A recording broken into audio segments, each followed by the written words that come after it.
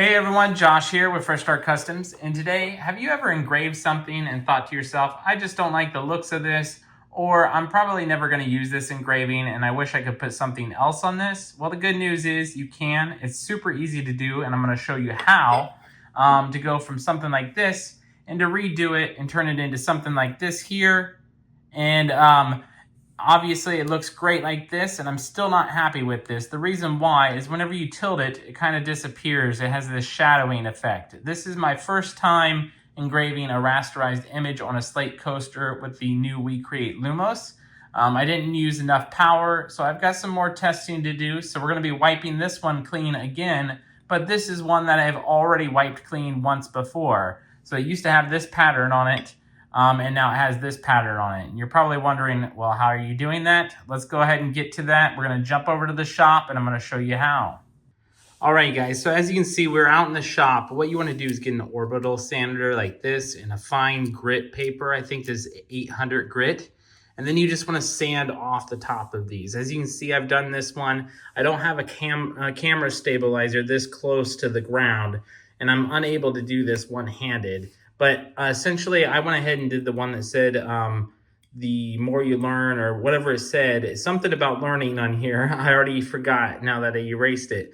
But as you can see, it leaves a lot of dust residue after you sand it. So you're going to have to wipe this off with like isopropyl alcohol to wipe it down. And once you get the dust off, then we're going to use mineral oil to get it nice and shiny, kind of like this, and put a new shine to it. So I'm going to go ahead and sand these other two here off camera, or see if I can zoom in really far with my stabilizer so you can at least see me sanding these. And then we're going to put some mineral oil on it, and I'm going to show you what that looks like.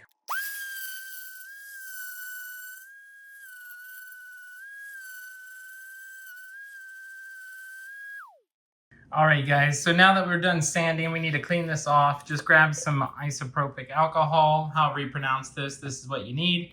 We're going to put a little bit on an old rag here, and then we're going to wipe this down. So you just put a little bit on your rag here, and you're going to wipe down all of this dust and debris.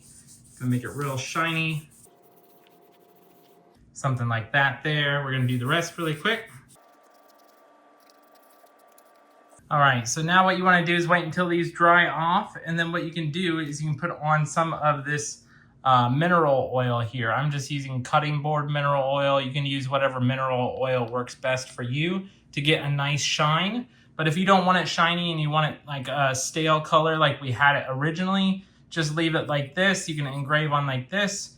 You can put this stuff on first and then engrave over top of it. You can put it on after or just leave it raw. I'll go ahead and put this on one of these, and then I'll show you an example of before, during, and after when I engrave this.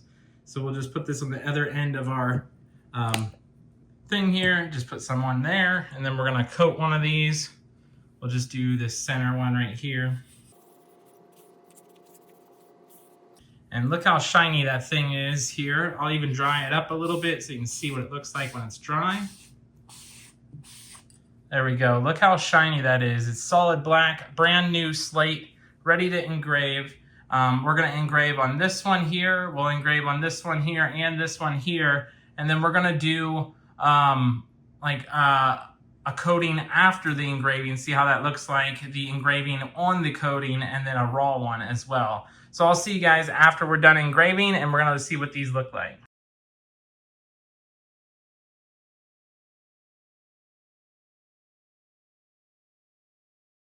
All right, you guys, so you can see my 3 engravings here. I did a 250 dot density on this one, 300 on this one, and then bumped it all the way up to 400 on the one that we had the mineral oil on.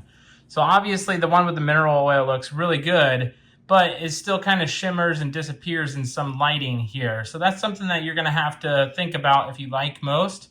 I think I do like this one most, though, especially when you bump it up. We can probably even go higher DPI on this. And see if we can get better results. But this is my first time doing the rasterized engraving on the new Lumos here. But overall, I'm pretty happy with how this looks. These don't quite disappear in lighting like the other ones do. So if you want it raw, just bump this up in dot duration, and that will help as well. Now, with that said, we're going to do some experimenting and see what looks best with all of these different things here. So we have our raw one here. We're going to just do that mineral oil right over top of this like lighter one here. Let me get some mineral oil on this little cloth here. And we're going to see what this does. See if it just pops right off the coloring here. And it does look like it is actually making it pop, so that is nice.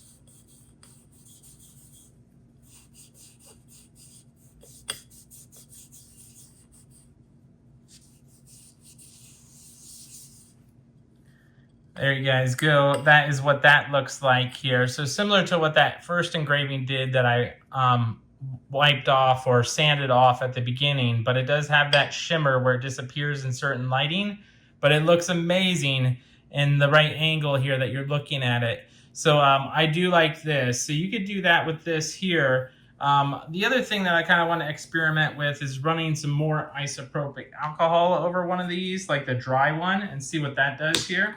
So we're going to do that here really quick. We're going to just get this saturated, and then we're going to go over top of this and see what it looks like here. And it looks really good right now, but that's all going to dry here in just a second. So let's go ahead and help it dry off a little bit by wiping this down. And I put a lot on there, so it'll take a second to dry, but you'll see it start to dry like this right here. And then we'll see what that looks like.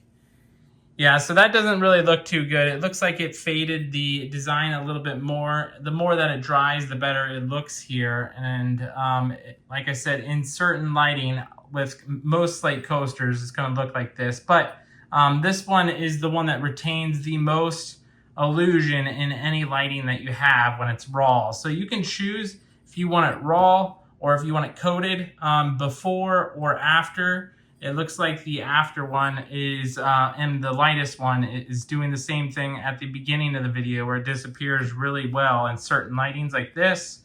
But the higher dot duration one before, it looks great too. So I would choose probably between these two on whichever one you want.